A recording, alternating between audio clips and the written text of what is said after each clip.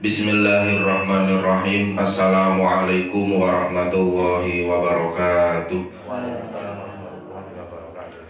Alhamdulillahi rabbil alamin. Wassalatu wassalamu ala asyrafil anbiya'i wal mursalin Sayyidina wa habibina Muhammadin wa ala alihi wa ashabihi ajma'in. Wa la hawla wa la quwwata illa billahil aliyyil azim. Amma ba'du. Wonten pangarsanipun para jamaah pengaosan Riyadhus Shalihin Sabtu pagi ingkang mugi tansah dipun mulyakaken Allah Subhanahu wa taala. Alhamdulillah wa syukurillah kanthi sedaya kenikmatan kerahmatan hidayah saha taufikipun wonten ing kalodhangan enjang punika kawula sarta panjenengan sami waget milai malih anggenipun mangaos ngaji kitab Riyadhus Shalihin wonten ing enjang punika mugi-mugi mangke saged istiqomah. Niki rencang-rencang nggih sebagian dereng saged derek hadir nggih awit kawontenan nggih dipun maklumi nggih ampun terus dadi sing ora eco ngoten mawon. Kagem menika nggih awit menika kok wekdalipun sampun radi awan boten kados biasanipun kita milai nggih langsung mawon. Monggo kita bika pengaosan menika ganti niat ingsun birrul walidain kados biasanipun kanthi wasilah waosan dzikir tahlil ingkang kita khususaken dumateng arwah-arwah kerabat kula panjenengan sami ingkang sampun sumare sowan wonten ngarsa dalem Allah Subhanahu wa taala.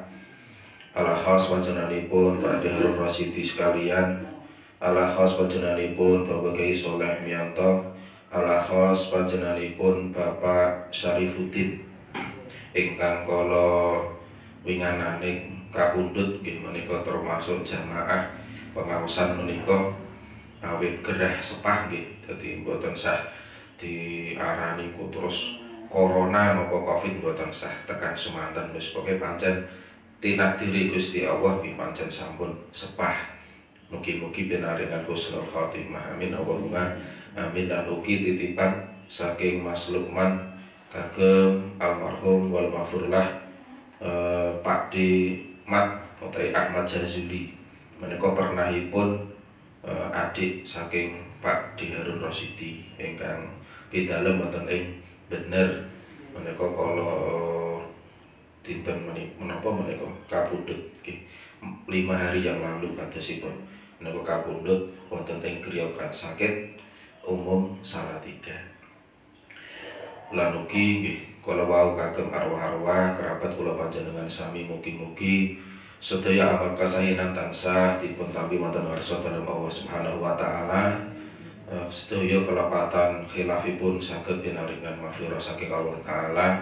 Lan kula panjenengan sami minangka putra utawi wayah dzurriyyah keturunan minangka murid murid-muridipun Pak Yai Soleh saged nerasaken perjuanganipun saged mewujudkan cita-citanipun. Amin Allahumma amin ala hadiniyah wa bi syafaati Rasulillah alaihi qabul. Al-Fatihah. A'udzu billahi minasy syaithanir rajim. Bismillahirrahmanirrahim. Alhamdulillahi rabbil alamin arrahmanir rahim maliki yaumiddin. Iyyaka na'budu wa iyyaka nasta'in. Ihdinas siratal mustaqim. Siratal ladzina an'amta 'alaihim ghairil maghdubi 'alaihim waladdallin. Amin.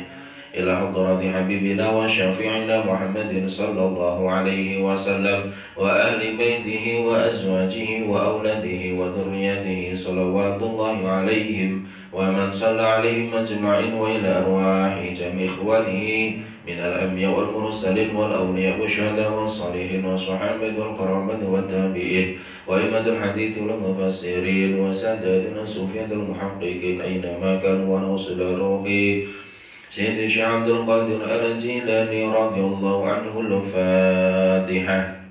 أعوذ بالله من الشيطان الرجيم بسم الله الرحمن الرحيم الحمد لله رب العالمين الرحمن الرحيم مالك يوم الدين إياك نعبد وإياك نستعين اهدنا الصراط المستقيم صراط الذين أنعمت عليهم غير المغضوب عليهم ولا الضالين آمين. وإلى أرواح آبائنا وأمهاتنا وأجدادنا وجداتنا ومشايخنا ومشايخ مشايخنا وأساتذتنا ومعلمينا وجماعتنا وجمعيتنا هذه jamaah pengawasan Riyadhus Shalihin Sabtu pagi wa aqaribihi wa usuli wa furu'ihi wa nahnusu ila ruhil marhum Badir Rasyidi wa Zawjadala ruhil marhum wa Yai Saleh Mantawala ruhil marhum Ahmad Jazuli wa ruhil marhum Bapak Syarifuddin wa qaribihim wa usuli wa furu'ihim wa man intasaba ilaihim Allahumma ighfir lahum warhamhum syai'un lillah lana wa lahumul Fatihah. أعوذ بالله من الشيطان الرجيم بسم الله الرحمن الرحيم الحمد لله رب العالمين الرحمن الرحيم مالك يوم الدين إياك نعبد وإياك نستعين اهدنا الصراط المستقيم صراط الذين أنعمت عليهم غير المغضوب عليهم ولا الضالين آمين. بسم الله الرحمن الرحيم قل هو الله أحد الله الصمد لم يلد ولم يولد ولم يكن له كفوا أحد بسم الله الرحمن الرحيم قل هو الله أحد الله الصمد لم يلد ولم يولد ولم يكن له كفوا أحد بسم الله الرحمن الرحيم قل هو الله أحد الله الصمد لم يلد ولم يولد ولم يكن له كفوا أحد لا إله إلا الله والله أكبر بسم الله الرحمن الرحيم قل أعوذ برب الفلق من شر ما خلق ومن شر غاسق إذا وقب ومن شر النفاثات في العقد ومن شر حاسد إذا حسد لا إله إلا الله والله أكبر بسم الله الرحمن الرحيم قل أعوذ برب الناس ملك الناس إله الناس من شر الوسواس الخناس الذي يوسوس في صدور الناس من الجنة والناس لا إله إلا الله والله أكبر بسم الله الرحمن الرحيم الحمد لله رب العالمين الرحمن الرحيم مالك يوم الدين إياك نعبد وإياك نستعين اهدنا الصراط المستقيم صراط الذين أنعمت عليهم غير المغضوب عليهم ولا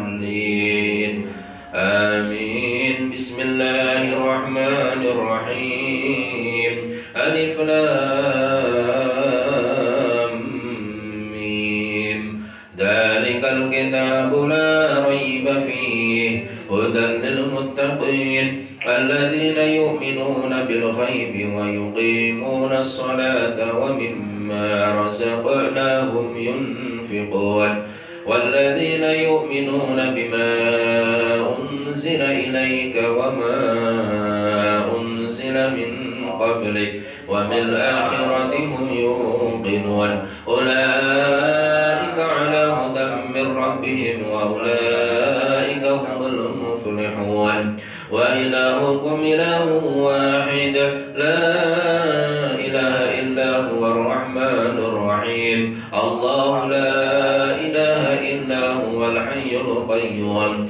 لا تأخذه سنة ولا نوم له ما في السماوات وما في الأرض من ذا الذي يشفع عنده إلا بإذنه يعلم ما بين أيديهم وما خلفهم ولا يحيطون بشيء من علمه إلا بما شاء وسع كرسيه السماوات والأرض ولا يؤوده حفظهما وهو العلي العظيم أستغفر الله العظيم أستغفر الله العظيم أستغفر الله العظيم أستغفر الله العظيم أستغفر الله العظيم أستغفر الله العظيم أستغفر الله العظيم اللهم صل وسلم على سيدنا محمد اللهم صل وسلم على سيدنا محمد اللهم صل وسلم على سيدنا محمد أفضل ذكر فاعلم أنه لا إله إلا الله لا إله إلا الله لا إله إلا الله لا إله إلا الله لا إله إلا الله لا إله إلا الله لا إله إلا الله لا إله إلا الله لا إله إلا الله لا إله إلا الله لا إله إلا الله لا إله إلا الله محمد رسول الله صلى الله عليه وسلم كلمة حق عليها نحيا ولها نموت وعليها نبعث إن شاء الله تعالى من الآمنين برحمتك يا أرحم الراحمين كلمتان ثقيلتان في الميزان خفيفتان على اللسان حبيبتان إلى الرحمن سبحان الله وبحمده سبحان الله العظيم سبحان الله وبحمده سبحان الله العظيم سبحان الله وبحمده سبحان الله العظيم لنا ولكم الفاتحة أعوذ بالله من الشيطان الرجيم بسم الله الرحمن الرحيم الحمد لله رب العالمين الرحمن الرحيم مالك يوم الدين إياك نعبد وإياك نستعين اهدنا الصراط المستقيم صراط الذين أنعمت عليهم غير المغضوب عليهم ولا الضالين آمين أعوذ بالله من الشيطان الرجيم بسم الله الرحمن الرحيم اللهم صل وسلم على سيدنا محمد سيد الأولين والآخرين وسلم ورضى الله تبارك وتعالى نسمي سادتنا رسول الله أجمعين والحمد لله رب العالمين حمد الشاكرين حمد النعيمين حمدا يوافي نعمه ويكافئ مزيدا يا ربنا ولك الحمد كما ينبغي لجلال وجهك الكريم وعظيم سلطانك اللهم صل وسلم على سيدنا محمد الفاتح لما أغلق والخاتم لما سبق ناصر الحق بالحق والهادي إلى صراطك المستقيم صلى الله عليه وعلى آله وأصحابه حق قدره العظيم اللهم إنا نسألك سلامة في الدين وعافية في الجسد وزيادة في العلم وبركة في الرزق ونومة قبل الموت ورحمة عند الموت ومغفرة بعد الموت اللهم هون علينا في سكرات الموت والنجاة من النار والعفو عند الحساب ربنا اغفر لنا ولوالدينا وارحمهم كما ربونا صغارا ربنا اغفر لنا ولوالدينا ولمشايخنا ولأساتذتنا ولجماعتنا ولسائر المسلمين والمسلمات والمؤمنين والمؤمنات الرحم منهم والأمد إنك سميع قريب مجيب الدعوات ربنا اغفر لنا ولإخواننا الذين سبقونا بالإيمان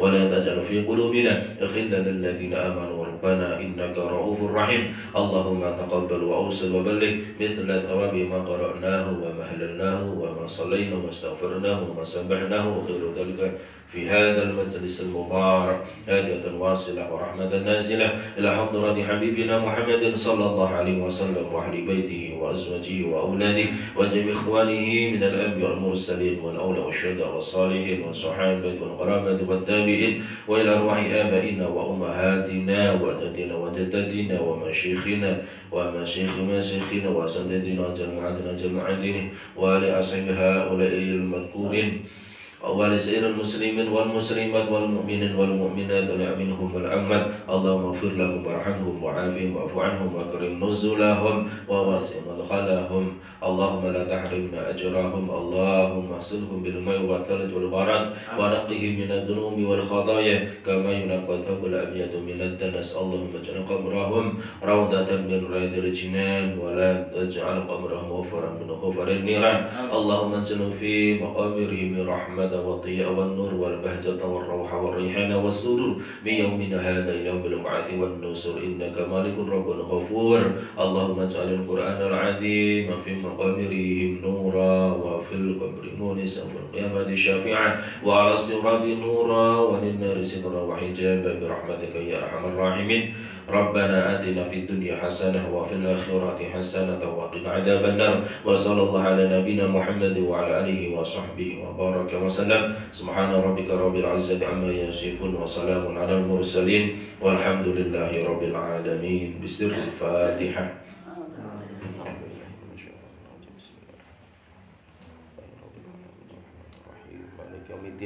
إياك نعبد وإياك نستعين اهدنا الصراط المستقيم صراط الذين أنعمت عليهم غير المغضوب عليهم ولا الضالين آمين تقبل الله منا ومنكم تقبل يا كريم berkaitan menggawasan zikir tahlil lan doanipun ingkang kita nyataken niat birrul walidin kagem arwah-arwah ingkang sampun sumari ingkang sampun kasebat mugi-mugi sedaya amal kesehatan tansah dipun tampi mugi-mugi sedaya kesalahan sagedipun maghfirah Allah Subhanahu wa taala amin Allahumma amin monggo para bapak para ibu kita lajengaken pangaosanipun saking kitab Riyadhus Shalihin.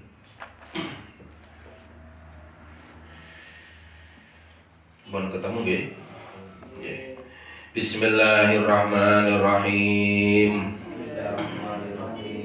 Wa anha radhiyallahu anha anin nabiyyi sallallahu alaihi wasallam qala man mata wa alaihi saumun soma anhu waliyuhu muttafaqun alaihi. Artosipun kerang langkung dari Aisyah radhiyallahu anha niki mriku wa anha niku dhamir ingkang rujuk dumateng asma ingkang kasebat saderengipun menika hadis saderengipun sampun dipun napa menika serat an Aisyah berarti wa anha teng mriki wa an Aisyah ngoten dipun ringkes kalian musannif utawi muallifipun kitab menika dari Aisyah radhiyallahu anha dari Nabi sallallahu alaihi wasallam beliau bersabda barang siapa yang meninggal dunia dan ia mempunyai hutang puasa maka walinya hendaklah berpuasa untuknya. Kalau Bang Sulis pindah balik, barang siapa yang meninggal dunia dan ia mempunyai hutang puasa maka walinya hendaklah berpuasa untuknya. Muttafaqun alaih ateges hadis menika riwayat Imam Al-Bukhari wonten ing hadis nomor 1952 kalian riwayat Imam Muslim wonten ing hadis nomor 1147. Nah niki para bapak, para ibu hadisipun ingkang kita bahas wonten ing enjang punika. Dalam riwayat lain ingkang dipun riwayataken saking sahabat atau ingkang dipun riwayataken saking Al-Bazzar nggih sami saking riwayatipun Aisyah tapi melalui jaluripun boten Bukhari utawi Muslim, tapi Al-Bazzar menika wonten tambahan.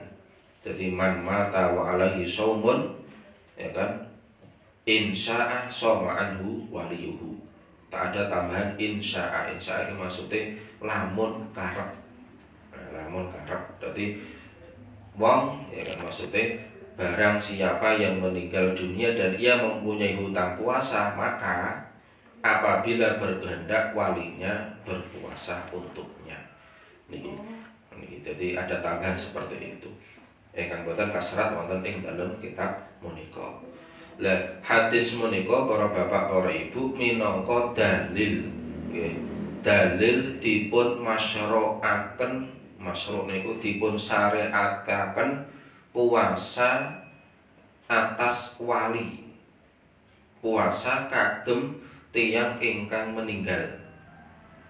Maksudipun menawi wonten tiyang meninggal terus duweni utang poso. Nek jenengane utang niku berarti poso wajib. Ngoten nggih, poso wajib. Lah poso wajib niku ana kalane poso Ramadan, nggih. Utawi poso wajib keranten nadar.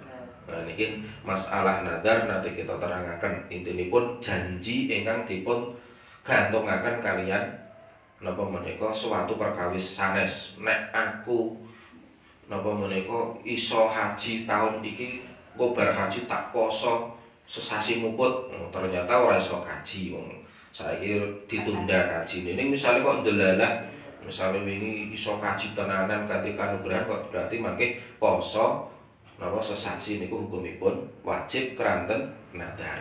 Utawi poso-poso yang lain contonipun nanti kita terangaken masalah nadar menika. Intine poso wajib niku wonten ana kalane poso Ramadan, wonten kalane poso krana dipun nadari. Niku dadi poso wajib. Lah nek kok duwe utang kok meninggal durung sempat nyaur niku mangke walinipun boleh menggantikan. Wali niku sapa? Wali niku kerabat, gampangane ngoten. Kerabat utawi ahli warisipun. Ngoten. Misale sing meninggal sing meninggal ku tiyang sepahipun berarti anak-anake niku oleh ganti. Nek sing meninggal anak berarti misalnya bapake utawa ibuke niku boleh mengkodok. Jadi nyaurake niku boleh. Sebab poso niku termasuk kalebet utang, ya utange menungso ingkang dereng dipun tindaki, ya kan, kewajiban marang Gusti Allah Ta'ala. Makanya diarani utang. Jadi utang niku ora mung sekedar materi duit niku mboten, tapi termasuk ternyata ibadah wajib yang belum sempat terlaksana niku dikatakan hutang. Dan wali atau kerabat utawi ahli waris menika boleh mengkodok atau menggantikan niku. Cuman menawi kita perluas malih niku misalkan nek wong sepah wis udur nggih. Udur niku mboten wajib poso Ramadan. Mboten nggih. Nek wong wis kadung udur sepuh niku mboten wajib Ramadan. Niku mboten sah mangke mboten sah dikodok. Ngoten. Teko cukup dibayar ke fidyah mawon. Misale jenengan gadah kerabat kok wis sepuh pancen mboten mampu untuk puasa. Niku putra wayah ahli kerabat ora sah kok nek bapak atau ibu kepundhut kok tak bayare posone mboten sah. Cukup digenti fidyah mawon. Lah sing dimaksud hadis teng mriki menika sakjane mampu, makanya diarani wajib poso. Lah sakjane mampu ning kok durung sempat. Misale krana udur, misale nek setri niku punya halangan bulanan. Ini kan wajib jane tapi karena pas bulanan ada udur tidak boleh puasa, kok ndelalah misale sebelum nyarutang kodok kok wis kapundhut, lha niku mangke kodokipun saged disawurake dening wali kerabat utawi ahli warisipun. Dadi mboten dipun bayar fidyah. Ning misalkan dibayar fidyah bagaimana nggih boleh. Tapi syariatipun luwih langkung sae nek poso niku kok wajib bagi mayit niku disarutang nganggo poso. Nek poso menika mboten wajib dibayar nganggo fidyah. Niki syariatipun kados mekaten. Niku poso Ramadan utawi poso nazar. Lah keterangan ingkang kados mekaten ugi dipun jelasaken dening Imam An-Nawawi wonten ing dalem Majmu' Syarah Muhadzab niku. Terus dalil-dalil yang mendukung datang hadis ini. Ada sebuah riwayat salah setunggalipun dinten seorang perempuan ya, imra'atun ilan nabi, ja'at imra'atun ilan nabi. Datanglah seorang perempuan menghadap datang Kanjeng Nabi. Ya Rasulullah, dawuhipun tiyang setri niku wau, ya Rasulullah, inna ummi matat wa 'alaiha shaumun nadrin. Kanjeng Rasul, mbokku, makku niku duwe utang poso nadar. Afasumu anha, napa kula niku angsal poso kagem gantosipun posonipun ibu kula. Dawuhipun Kanjeng Nabi niku ara'aita law kana ala ummi kadainun. Nek misalkan mbokmu ki duwe utang, apa kowe ora entuk nyarutang? Jawabipun ya entuk. Ya berarti dawuhipun Kanjeng Nabi terus ya nek ngono fasumi an ummik. Nek ngono ya poso kanggo ibumu. Lah niki poso nazar. Terus enten malih setunggalipun riwayat poso Ramadan. Nah niku nggih ternyata boleh.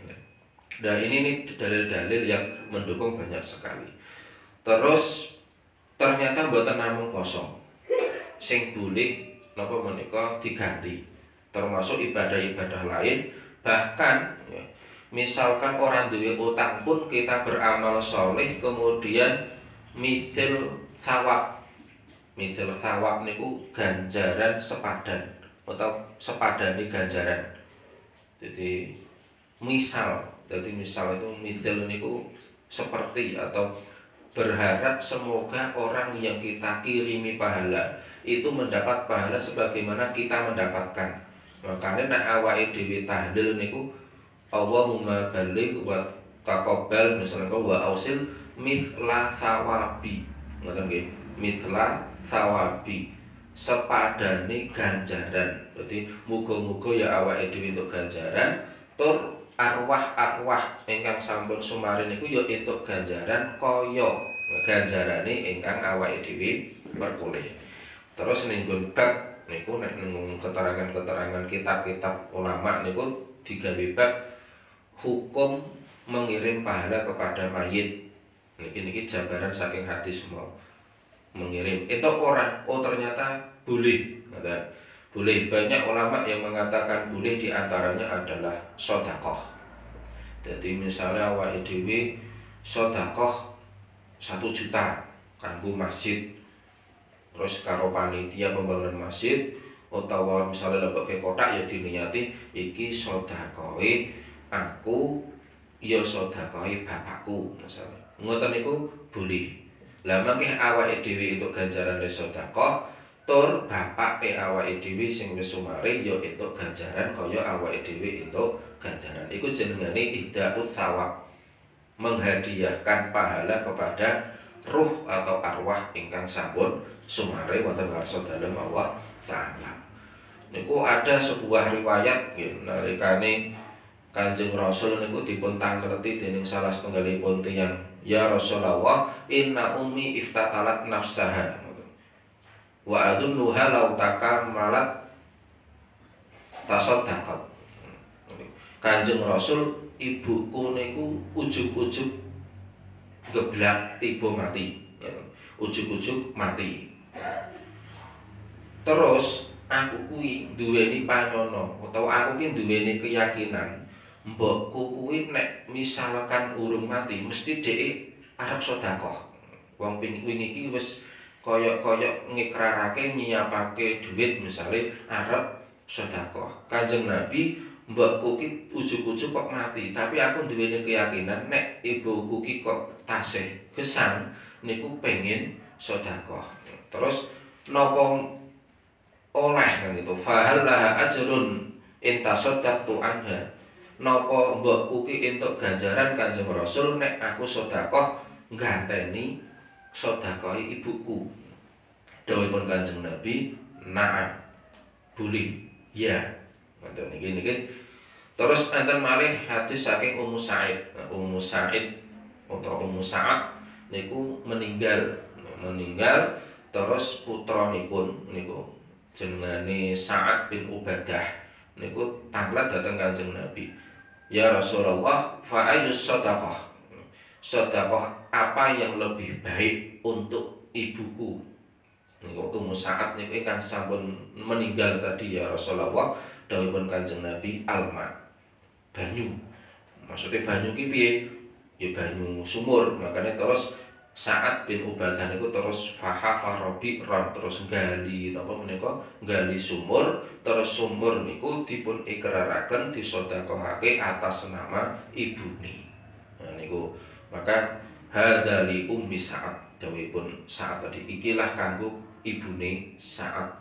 Nah lagi termasuk kathah sanget nggih enten haji, enten nak korban terus wis macam-macam. Makanya misalnya awake dhewe maca tahlil, zikir dan sebagainya itu kita niatkan ndongaaken kagem arwah-arwah ingkang sampun sumare itu secara syariat ada dalilnya.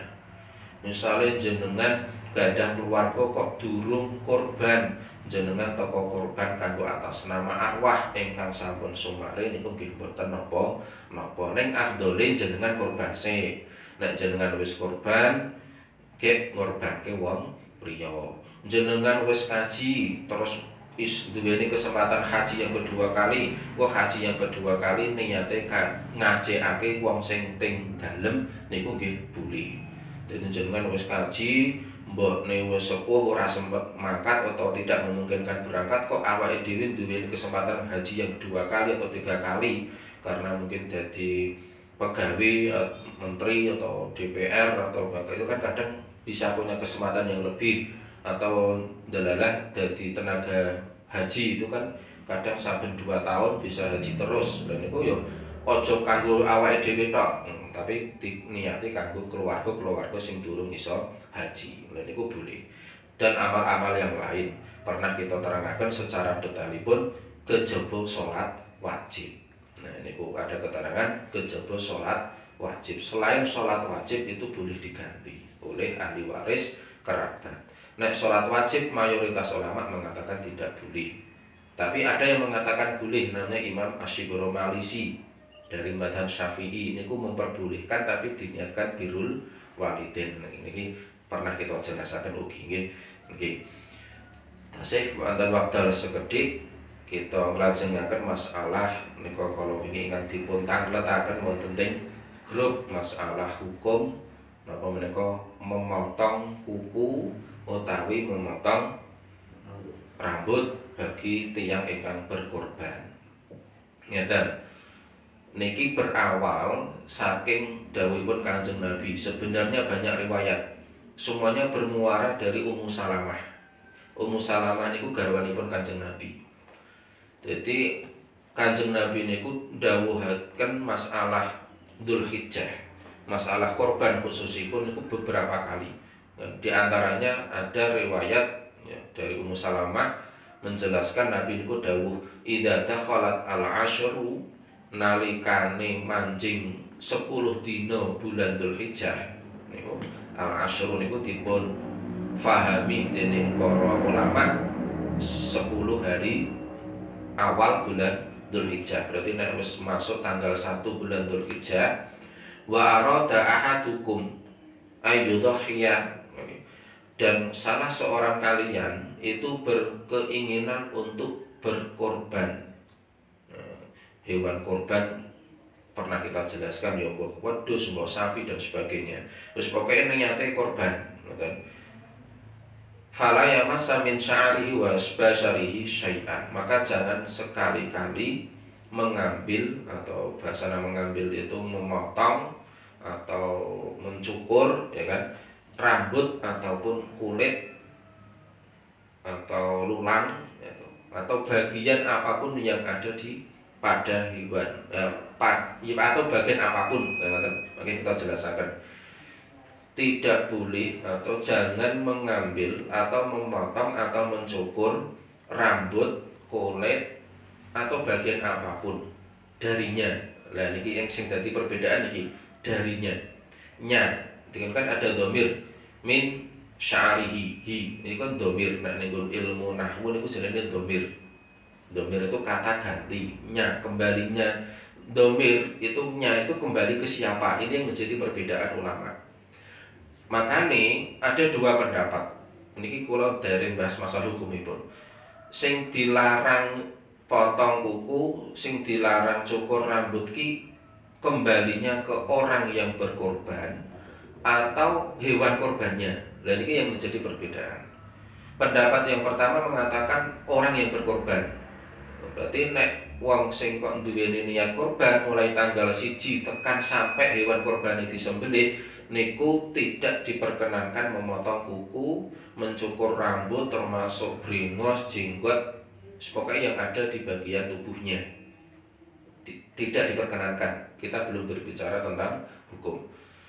Pendapat yang kedua mengatakan hewan korbannya. Berarti nek awake dhewe ajeng korban dari tanggal 1 sampai 10 niku kukune hewan ora entuk dipotong. Misalnya senajan to mungkin wis dawa utawa rambut utawa bulu domba niku wis gembel banget kok ketok reget tak cukur resik niku tidak diperkenankan. Ngoten nggih.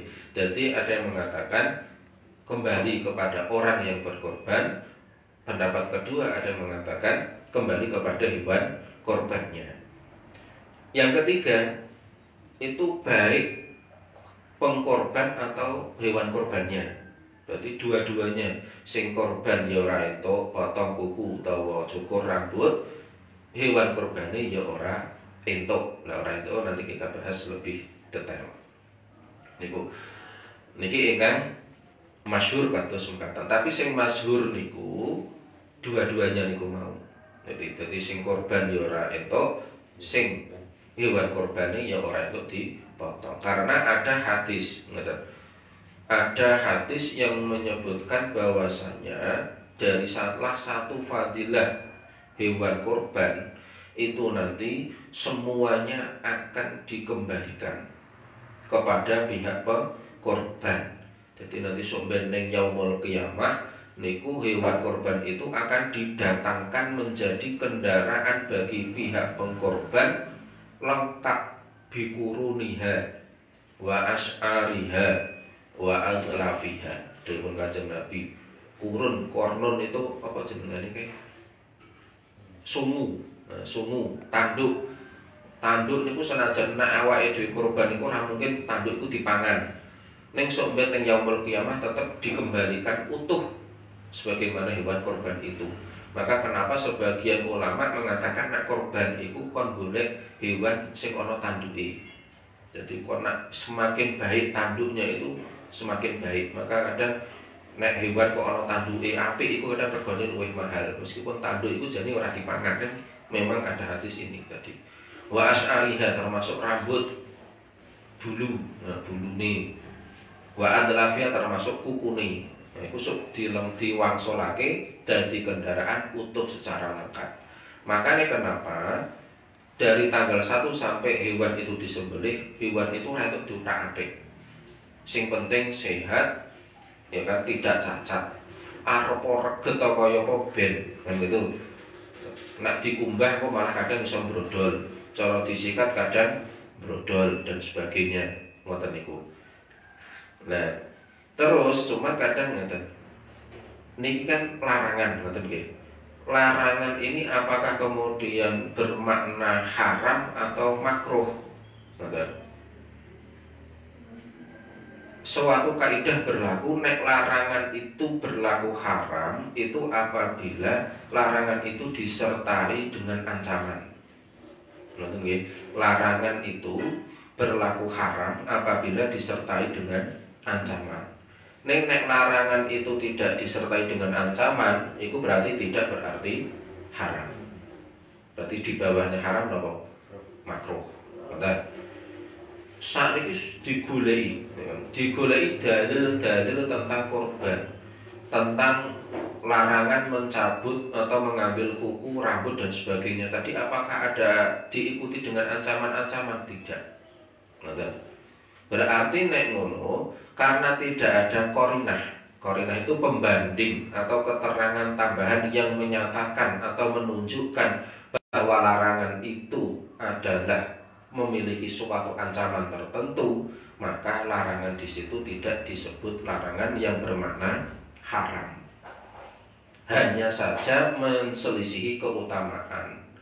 Berarti makruh hukumnya. Lah niki ringkese berarti nak wingi ditekoke hukumnya piye? Yes, makruh ngoten mawon.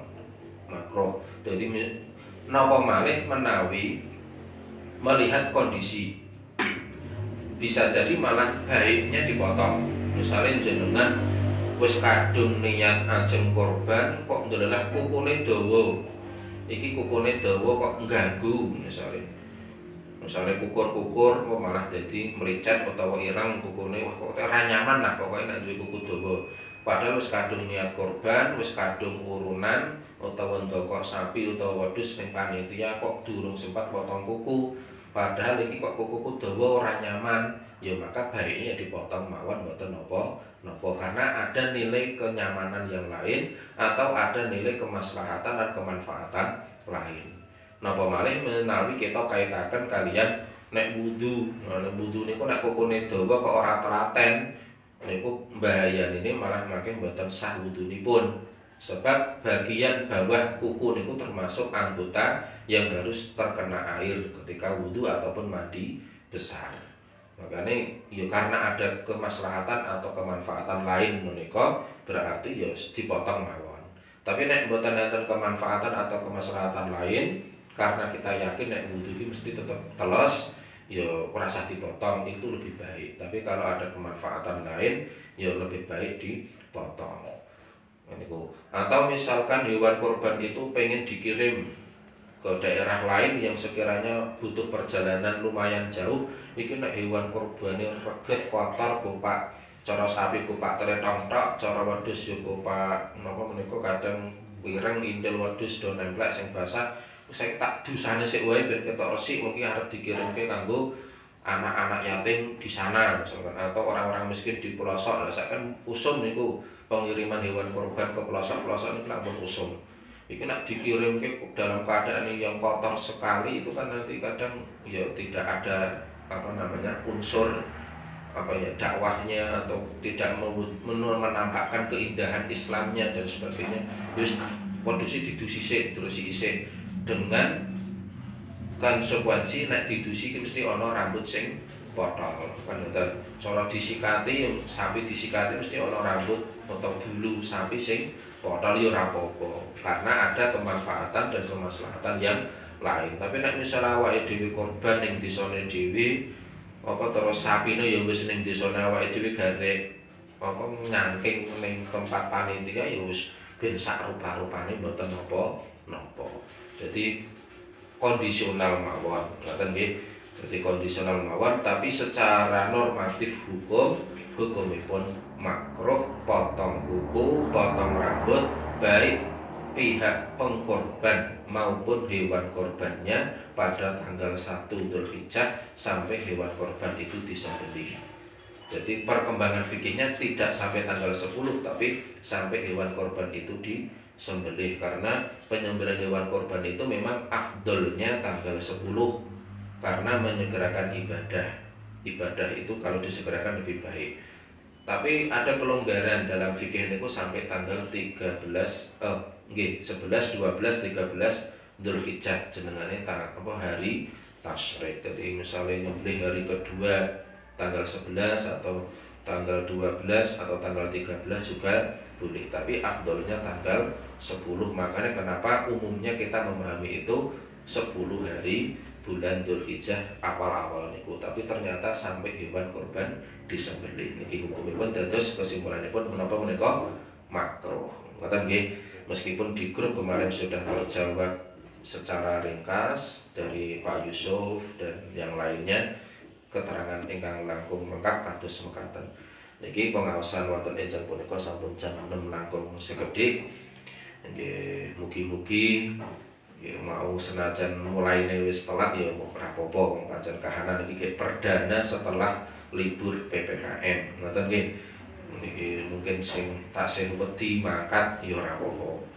Wis dongakake muga-muga dumadi napa kabeh, muga-muga jamaah, kerabat jamaah niki saged pinaringan sehat walafiat, sing nembe segera ya muga-muga lendang waras maneh, saged sehat maneh. Ngoten nggih, sing durung sempat lain kali bisa sempat, karena mungkin kurangnya informasi, tidak semua jamaah masuk grup WhatsApp, atau mungkin jane yang mlebu ning grup WhatsApp tapi tidak aktif, tidak jarang menggunakan HP karena mungkin sing gunake mbok anake dan sebagainya, mungkin kurang atau terlambatnya informasi dimulainya kegiatan pengaosan menika. Awit informasi kita sampaikan baru kemarin pagi. Mboten napa-napa, mugi-mugi mangke Sabtu depan jamaah semakin banyak, semakin kembali sebagaimana mestinya. Makaten pengaosan menika monggo kita akhiri kanthi waosan kafaratul majelis. Subhanaka Allahumma wa bihamdika asyhadu an la ilaha illa anta astaghfiruka wa atubu ilaik.